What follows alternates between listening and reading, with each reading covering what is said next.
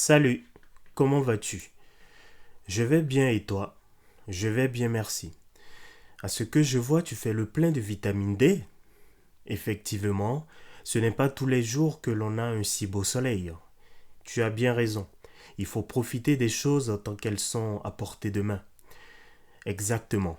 Je ne pense pas te connaître. Je me trompe? Non, tu ne me connais effectivement pas. Mais c'est l'occasion pour nous de faire connaissance, si tu veux bien.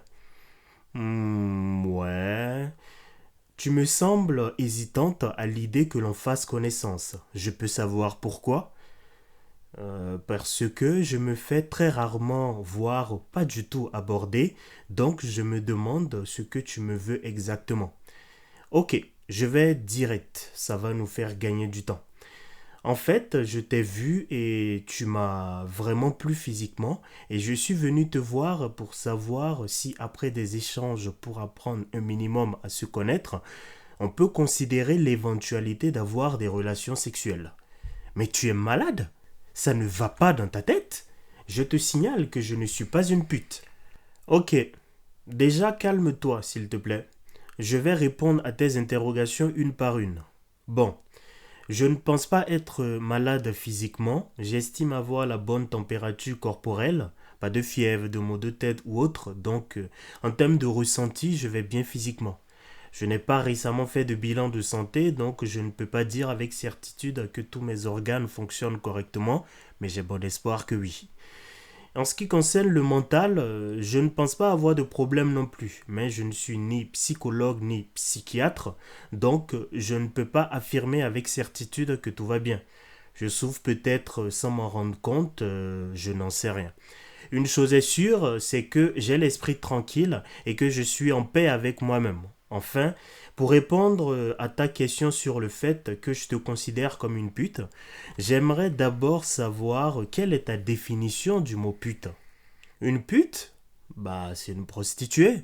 Une femme qui pour de l'argent se livre à des relations sexuelles avec des hommes, et je n'en suis clairement pas une. Ok, j'ai bien compris que tu n'estimes pas être une pute, pas besoin de le répéter plusieurs fois. Et en ce qui concerne ta définition du mot pute, je la constate et je la respecte. Tu la constates et tu la respectes?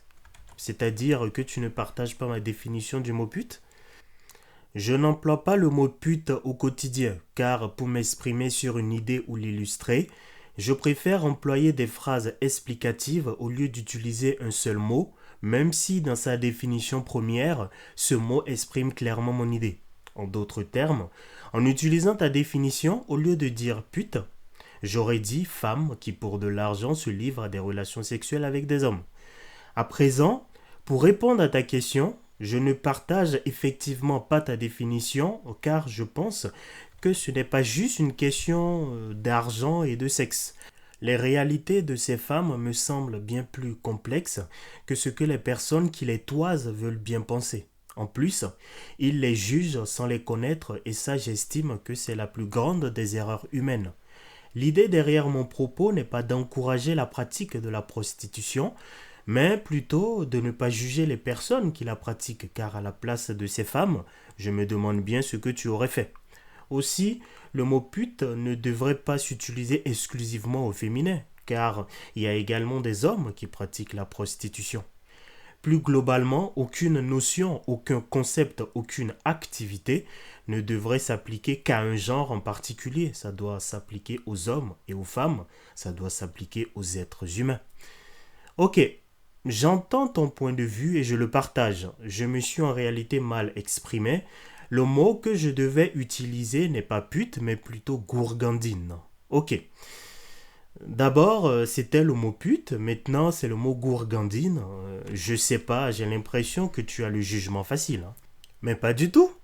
En quoi est-ce un jugement que d'utiliser un mot que j'estime approprié pour représenter une personne? Parce qu'on est plus que des mots, on est des êtres humains. Ce n'est pas parce qu'une personne fait une chose à un moment donné de sa vie que ça la définit dans la globalité et qu'il faut tout de suite lui coller une étiquette. Prends le temps de discuter avec cette personne et elle te dira ce qu'elle estime être. Typiquement, quand tu parles de gourgandine, tu fais allusion à quoi? Je fais allusion aux femmes ayant des mœurs légères, les femmes faciles quoi. Et quand tu me dis qu'après des échanges où l'on apprendrait un minimum à se connaître, tu proposes que l'on ait des relations sexuelles, tu me prends pour une femme facile, ce que je ne suis absolument pas. Ok, tu ne m'as pas du tout compris. Tu as entendu mes mots et tu leur as attribué un sens différent de celui auquel je pensais en les prononçant. Mais bon, on va remédier à ça. Déjà, je propose qu'au lieu d'utiliser un seul mot pour exprimer une idée, on utilise des phrases explicatives afin d'être plus explicite et exhaustif dans la transmission de cette idée. Est-ce que ça te va? Oui, absolument, ça me va. Très bien.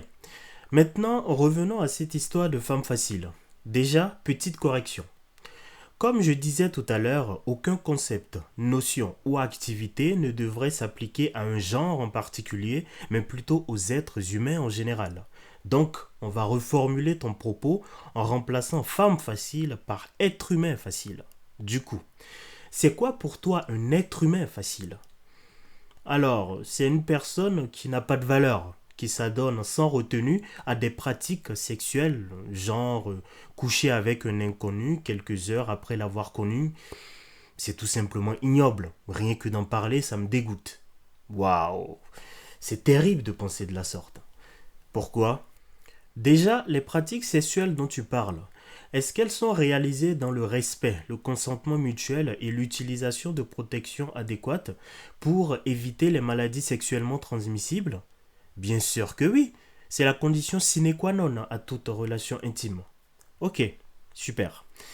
On a donc affaire à deux adultes responsables qui, dans le respect de la condition sine qua non à toute relation intime, se donnent mutuellement du plaisir dans une configuration et une temporalité qui leur est propre.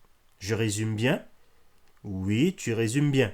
Mais dire que ce sont des adultes responsables, je ne suis pas sûr du choix de mots. Je pense que c'est irresponsable, immature et surtout dévalorisant pour la femme de coucher aussi rapidement. Je je comprends pas comment tu en es arrivé à penser de la sorte. Je suis surpris que ça te surprenne car cette façon de penser n'est pas que mienne. Tout le monde dans mon entourage pense de la sorte et c'est normal de penser comme ça. Bah non, ce n'est pas normal de penser comme ça. D'abord, qu'est-ce que la normalité? Ce n'est pas parce que quelque chose paraît évident à toi ou aux gens que tu côtoies que tout le monde doit penser et agir comme vous. Il n'y a pas de normalité. Chacun fait ce qu'il veut, ce avec quoi il est à l'aise, ce qui le ou la rend épanoui dans le respect des lois de son prochain et dans la pratique de la bienveillance individuelle et collective. Tu disais tout à l'heure que c'est irresponsable, immature et surtout dévalorisant pour la femme de coucher aussi rapidement. Disons le premier soir. Pourquoi pour la femme? Parce qu'on va la prendre pour une femme facile. Une femme sans retenue, avec qui on ne fait que s'amuser occasionnellement, sans plus. Ce qui fera que ce sera compliqué pour elle de trouver un mec bien pour construire une relation sérieuse et durable parce que c'est une mauvaise femme. Mais c'est terrible quand même, hein. Je ne comprends pas. C'est quoi le rapport entre la temporalité du premier rapport et la moralité des personnes qui la pratiquent? Aussi, pourquoi est-ce que dans ton raisonnement tu ne pointes pas l'homme du doigt? Ils sont quand même deux à avoir le rapport, non?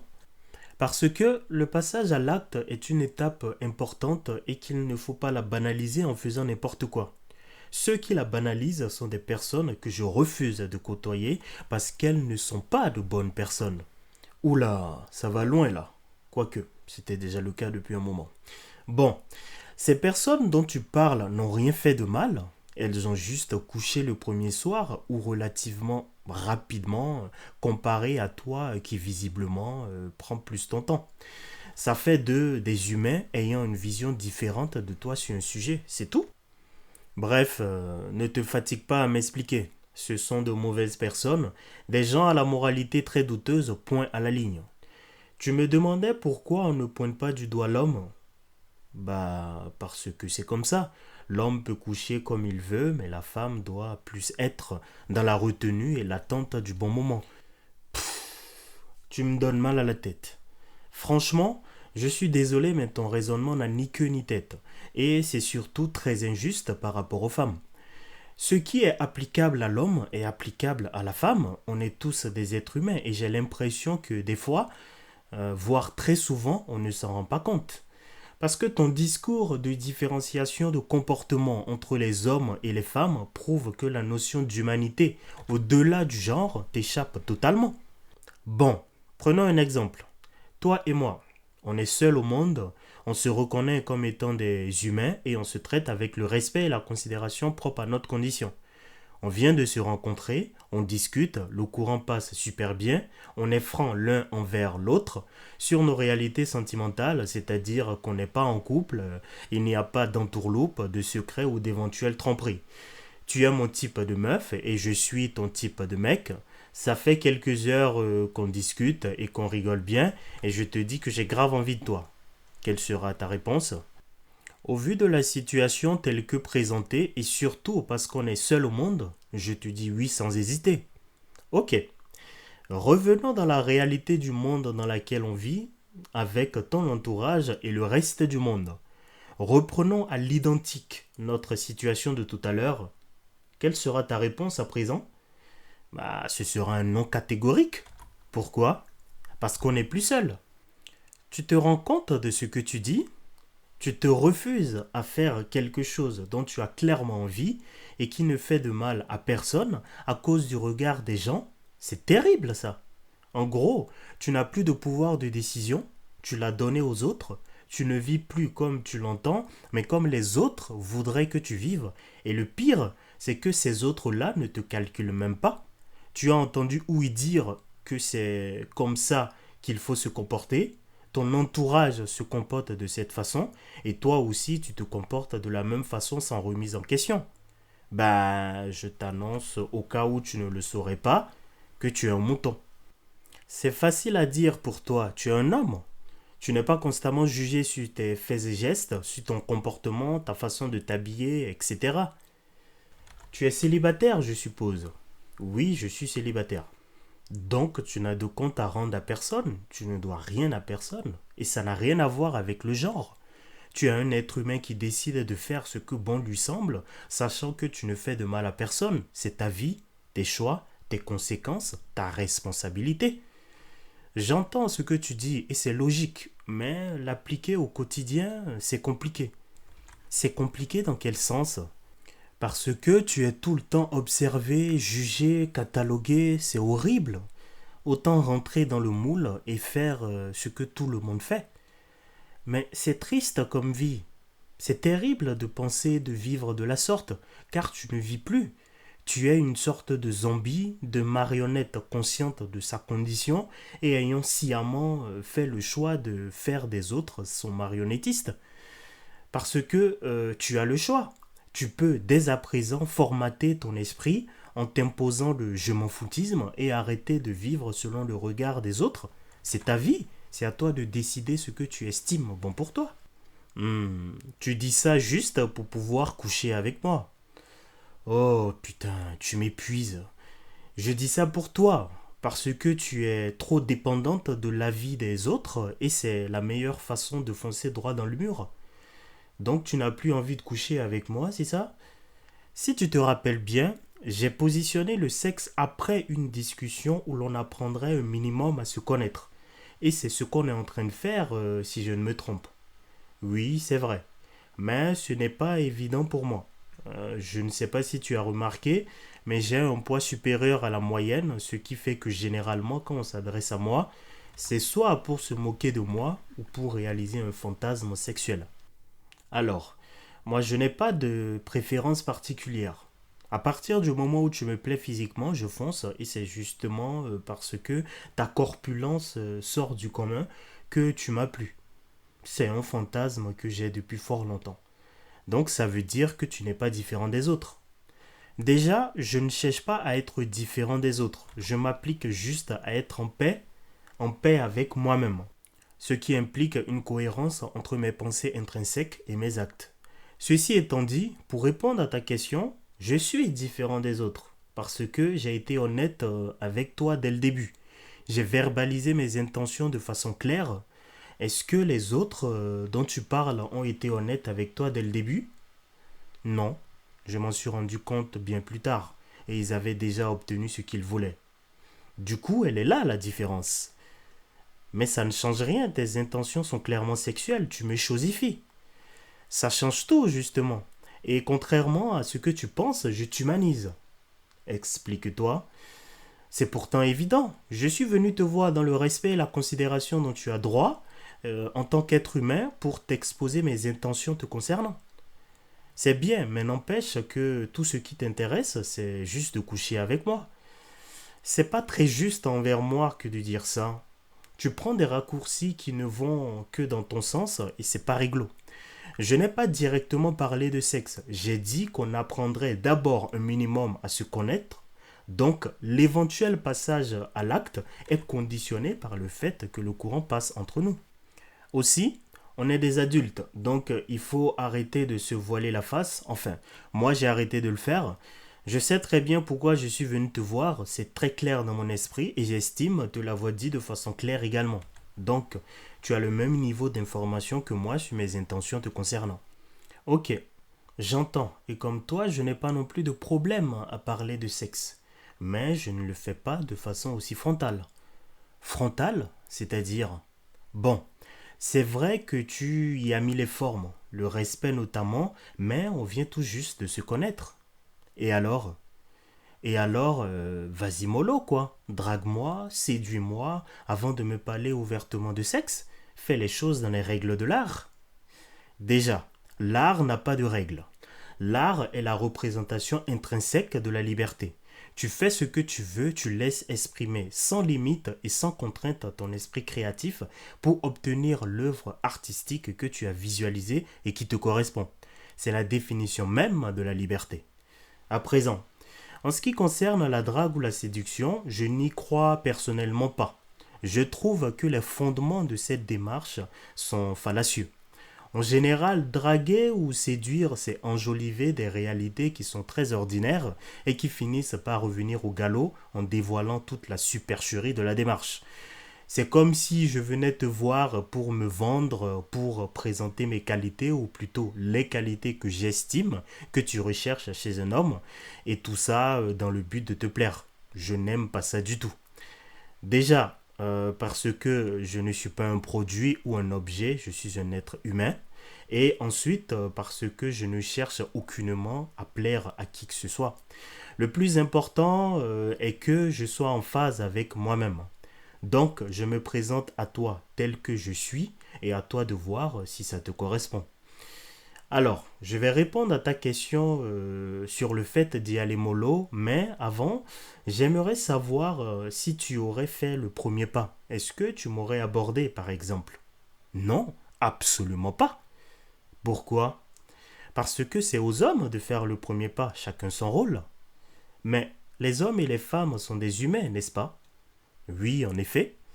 Alors, qui a décrété que ce serait l'apanage des hommes de faire le premier pas et d'exprimer leurs intentions envers, en l'occurrence, les femmes? Je ne sais pas.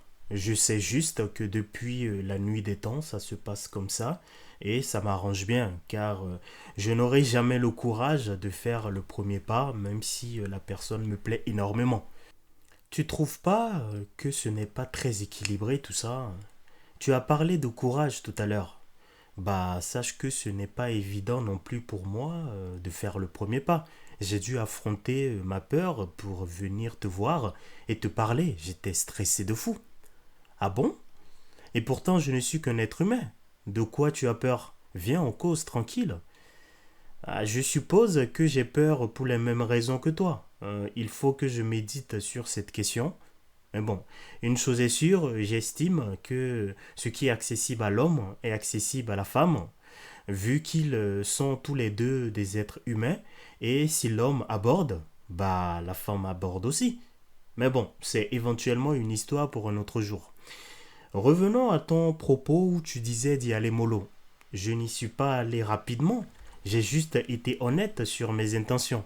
Mais c'est terrible quand même que mon honnêteté soit mal vue. Tu aurais préféré que je vienne te mentir comme tous les autres en te disant ce que j'estime que tu veux entendre pour flatter ton ego et potentiellement faciliter ta décision de me laisser explorer ta région méridionale? Non, mais on aurait pu commencer par être amis. Amis? Mon intention première, soumise à certaines conditions préalables, est de ken avec toi et tu me parles d'amitié. On marche sur la tête ou quoi? Et en plus, ça va être une torture pour moi, le fait de devoir faire semblant au quotidien avec une supposée amie avec qui je veux clairement coucher. C'est foutrement malsain tout ça. Je comprends parfaitement ce que tu dis, mais on parle de sexe là. Il faut y aller mollo quand même. En plus, je suis une femme, ce n'est pas la même chose que les hommes, hein. Les philosophies sont différentes. Purée, mais tu es quoi comme meuf? Tu parles d'y aller mollo, mais je ne t'ai jamais demandé de coucher avec moi. J'ai juste demandé à ce qu'on apprenne à se connaître dans l'éventualité d'avoir des relations sexuelles. J'ai juste été honnête sur mes intentions, question que l'on gagne du temps et qu'on ait le même niveau d'information. Oui, on parle de sexe et moi, je suis d'avis pour qu'on le fasse ouvertement, franchement, et dans le respect de l'humain que l'autre est. Je ne dis pas qu'il faut banaliser le sexe, mais il ne faut pas le sacraliser non plus. Via ce canal, on donne du plaisir à l'autre et on en prend par la même occasion. C'est comme ça qu'on fait des enfants. Ça contribue à l'épanouissement de ceux qui le pratiquent. C'est comme ça que se transmettent les maladies sexuellement transmissibles. Donc, c'est un sujet qu'il faut arrêter de rendre tabou et en parler sérieusement. Je ne vais pas me frustrer en cachant mes réelles intentions te concernant sous prétexte qu'il faut y aller mollo, sachant que je ne t'ai aucunement manqué de respect. Bien au contraire, j'ai été honnête et humain envers toi. Et tu me dis que c'est différent pour les femmes. Dans quel sens? Bah parce que pour toi ça va être un coup vite fait. Mais pour moi, c'est beaucoup plus profond que ça. Un coup vite fait? Depuis le début de notre conversation, tu t'es imposé, je ne sais pour quelle raison, une certaine image de moi qui est complètement fausse, sachant que tu ne me connais pas. C'est injuste, c'est très injuste, et j'ai limite plus envie de parler. Je suis désolé. Et maintenant que tu le dis, je me rends compte que je t'ai catalogué sans vraiment chercher plus loin. Je m'en excuse. C'est dû à mon vécu, mes expériences, les personnes que j'ai rencontrées, ce qu'elles m'ont fait, etc. Ok. Je suis désolé pour ce que les gens t'ont fait subir. De ce que j'en comprends, ça n'a pas dû être facile pour toi tous les jours. Et c'est dommage. C'est vraiment dommage. Car je ne comprends pas et ne cautionne pas le fait de catégoriser les gens en fonction de leur physique, de leur origine ou de leur appartenance sociale. On est tous des êtres humains, putain de merde. J'ai vraiment l'impression qu'on ne se rend pas compte de cette évidence et surtout de ce qu'elle implique. Ce n'est quand même pas compliqué. Il faut juste voir l'humain en l'autre au même titre que l'on voit l'humain en soi et lui témoigner le respect et la considération qui lui revient de droit. Je ne comprends pas et il n'y a rien à comprendre de toute façon. En ce qui concerne ton poids, toi tu n'as pas de problème avec ça, ou si? Non, je n'ai pas de problème avec ça. Je fais attention à ne pas trop manger de conneries et je pratique une activité sportive régulière. Je me sens très bien dans ma peau, seulement que j'entends des choses horribles et ça me plombe le moral à chaque fois. Ne les laisse pas gagner. C'est-à-dire, à partir du moment où ça te plombe le moral, c'est qu'ils ont gagné. Ils ont réussi à t'atteindre et te faire mal. Le plus important, c'est ce que tu penses de toi-même et non ce que les autres pensent de toi. Tant que tu es à l'aise avec ton corps et ton esprit, tu es à l'aise avec toi-même. Le reste, ce n'est que du bruit. Des informations qui ne sont pertinentes qu'au moment où tu décides de les prendre en considération. Donc, choisis bien ce à quoi tu accordes de l'importance. Tu es un être humain et tu as le devoir de vivre comme tu l'entends, au même titre que tout un chacun de nous. Fais ce qui te plaît, fais ce qui te rend heureuse tant que c'est bienveillant dans la philosophie. Merci. Merci beaucoup pour tes mots. Je les entends et ils résonnent en moi, ça me fait énormément de bien. Il n'y a pas de quoi. Comme je le disais, on est tous des êtres humains et il faut qu'on se traite les uns les autres avec humanité avant tout. Bon, revenons à ce que tu disais. Tu parlais de philosophies sexuelles différentes entre les hommes et les femmes, c'est ça? Oui. Et excuse-moi d'avoir généralisé. Pour parler un peu de mon historique sexuel, les hommes que j'ai rencontrés jusque-là étaient très égoïstes lors de nos ébats. Ils ne pensaient qu'à jouir et à réaliser des positions qu'ils avaient vues dans des films porno, donc il n'y avait aucun échange, quoi. Oh, les amateurs. Je m'excuse en leur nom, et merci d'avoir compris qu'il ne faut pas généraliser, donc me juger sans me connaître. Si je précisais qu'on allait apprendre à se connaître avant de passer éventuellement à l'acte, ce n'est pas juste pour discuter de ce que tu fais dans la vie, de tes hobbies, tes passions, etc. Mais c'est aussi pour savoir ce que tu aimes sexuellement, parce que ça varie d'une personne à l'autre. Pour moi, le sexe, ce n'est pas juste un organe qui rentre dans un autre. Il y a toute une philosophie qui accompagne le côté physique de l'acte. Et c'est quoi cette philosophie? C'est la philosophie du donner et du recevoir. Apprendre à te connaître sexuellement parlant, c'est savoir ce que tu aimes et comment est-ce que tu aimerais le recevoir. Ce qui me permettra de te donner réellement et de la bonne façon ce que tu recherches. Donc ça, c'est la partie donner. Maintenant, pour la partie recevoir, c'est le plaisir que me procure le fait de te faire plaisir comme tu le souhaites et aussi la réception de ce que tu me donnes parce qu'avant de passer à l'acte, il faut qu'on partage cette philosophie du donner et du recevoir. Donc, il faut que tu saches aussi ce que je recherche et comment est-ce que je veux le recevoir. Ok, ne prends pas ce que je vais dire comme une généralisation, c'est juste un constat. Un constat du fait de mes expériences. Ok, je t'écoute. Les hommes que j'ai connus jusque-là voulaient juste une fellation et passer à l'acte, c'est tout. Donc toi, tu visualises plus que ça? Voilà, c'est ce que je te disais. Ça varie d'une personne à l'autre. La façon dont deux ou plusieurs personnes voudraient se découvrir charnellement parlant leur est propre. D'où l'importance de conversations ouvertes et honnêtes sur ce qu'on attend de l'autre. Il n'y a que comme ça qu'on peut en sortir complètement satisfait. Et aussi, il ne faut pas hésiter à parler pendant l'acte, à guider l'autre, afin qu'il puisse actionner les bons leviers qui permettront de nous envoyer le plus haut possible, quoi. Donc j'espère que tu comprends qu'on est très loin du coup vite fait, hein. On est dans un voyage là, hein, dans la découverte de l'autre et dans l'intention sincère de lui donner du plaisir. Donc voilà. Qui es-tu? Comment ça, qui je suis? Enfin, je pose la question parce que c'est la première fois que je rencontre quelqu'un avec une telle façon de penser. J'ai l'impression que tu recherches et transmets l'humanité sous toutes ses formes. Je sais pas trop comment le prendre. J'ai beaucoup de mal avec les compliments, donc je suppose qu'il faut dire merci. Mais je ne me considère pas comme quelqu'un de particulier, bien au contraire. Je suis peut-être la personne la plus quelconque des personnes quelconques que tu as croisées jusque-là. Une chose est sûre, j'aime beaucoup notre conversation, même si j'étais un peu, voire beaucoup sur la défensive au début.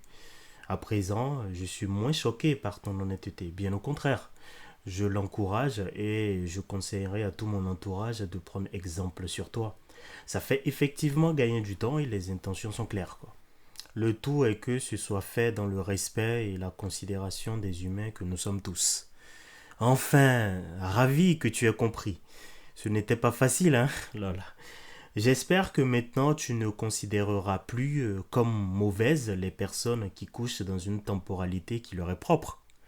T'inquiète, c'est fini les jugements. Je voyais les choses sous le prisme de vue d'une philosophie qui n'est pas mienne et que j'ai intégrée sans questionnement. Comme tu le disais, ils couchent dans une temporalité qui leur est propre. Ce sont des adultes responsables qui agissent en connaissance de cause, mais avant tout, ce sont des êtres humains et je dois les respecter en ne les jugeant pas. Tant qu'il y a le respect, le consentement mutuel et qu'ils se protègent, je n'ai rien d'autre à leur dire à part donner et recevoir sans égoïsme. Super. Je ne l'aurais pas mieux dit. Du coup, que penses-tu de ma proposition d'apprendre un minimum à se connaître dans l'éventualité d'avoir ensuite des relations sexuelles? Je pense que ça me dit bien. Tu as eu peur, hein? Non, même pas. J'étais juste suspendu à tes lèvres et ne te méprends pas, je parle de septentrional. Lol, t'inquiète, j'avais compris. Bon, là je dois y aller. Je te propose qu'on se revoie dans un restaurant pas loin d'ici qui propose des spécialités béninoises. De la gastronomie béninoise, c'est intéressant ça. Oh là là, c'est l'une des meilleures gastronomies au monde. Des repas copieux, cuisinés avec amour, tendresse et délicatesse, des épices intégrées dans une temporalité de cuisson parfaite et qui permet au final d'avoir un résultat en bouche tellement délicieux que tu t'en mords la langue. Purée, tu me mets l'eau à la bouche là. Je suis impatiente de découvrir tout ça. Ok, pas de souci. Je vais te faire découvrir notamment la pâte noire avec de la sauce crin-crin et de la sauce tomate accompagnée d'une bonne cuisse de poulet ou encore les yams pilés avec de la sauce d'arachide, du poisson et du fromage, du bissap, du dégué. Oh, il y a trop de choses. Je vois ça. Et t'inquiète, je suis de celles qui payent ce qu'elles consomment. Oh, ne t'en fais pas pour ça. C'est moi qui invite, donc c'est moi qui paye. Et je pense qu'on cherche des problèmes où il n'y en a pas avec toutes ces histoires de qui paye là. Si tu n'es pas en capacité de payer, tu n'invites pas ou tu privilégies un environnement plus modeste. Tu peux aussi être honnête avec l'autre en lui présentant ton intention de l'emmener au restaurant et ton incapacité financière à le faire. Tu pourrais être surpris de la réaction de ton interlocuteur et c'est valable aussi bien pour les hommes que pour les femmes. C'est pour les humains tout simplement, vu que c'est les humains qui invitent. Je trouve qu'on complique des choses qui de base sont simples. Le tout, c'est que ça reste profondément bienveillant, exempt de tout jugement, et que ce ne soit pas fait dans un but ostentatoire. L'important est de passer un bon moment, et quand vient l'addition, les choses se feront naturellement. Intéressant. J'aime beaucoup cette façon de voir les choses, et c'est effectivement simple comme situation. Donc je vais simplement payer ce que j'ai consommé, si tu veux bien, même si c'est toi qui invites. Ou si tu veux, on peut dire qu'on s'invite mutuellement vu que j'ai aussi envie d'être là. Ok, comme tu veux. Du coup, on reste en contact. Oui, avec plaisir, mais tu n'as pas mon contact. Ah ouais, c'est vrai. La conversation est devenue tellement fluide que j'ai eu l'impression qu'on se côtoie depuis un moment et qu'on a de facto la possibilité de se contacter à tout moment. J'ai ressenti la même chose. J'espère que dans les faits, on pourra se côtoyer pendant très longtemps. Je ne vois pas pourquoi ce ne serait pas le cas. Bon, je t'appelle. Ok, pas de souci. Passe une bonne soirée. Merci, toi aussi.